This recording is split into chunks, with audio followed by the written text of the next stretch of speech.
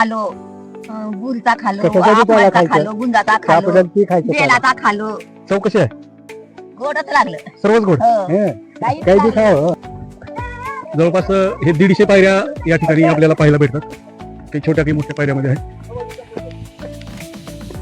खूप अशी घनदाट अशी झाडी आहे.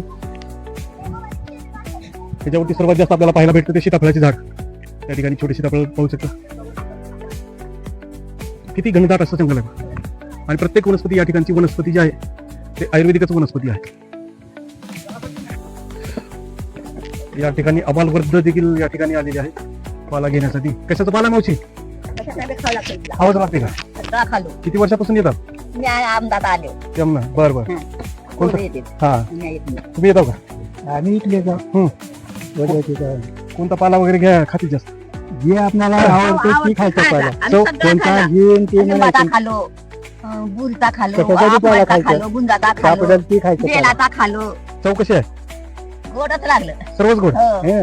काहीच काही बी लागलं. खावं. हा. खराब लागत नाही. तर या ठिकाणी आपण आजीचा एक्सपिरियन्स बघितला. कोणताही पाला खाल्ला तर हा गोडच लागतो. चला तर मग. या ठिकाणी आपण पाहू शकता लिंबाचा पाला आहे. या ठिकाणी आमचे मित्र दिगंबर मोरे हे आपल्याला प्रात्यक्षिक करून दाखवणार आहेत. तर त्यांचा व्हिडिओ घ्या. त्या ठिकाणी कसं लागलं ते सांगा. म्हणजे कडू पाला आहे. कसा आहे? गोड लागत आहे. तर या ठिकाणी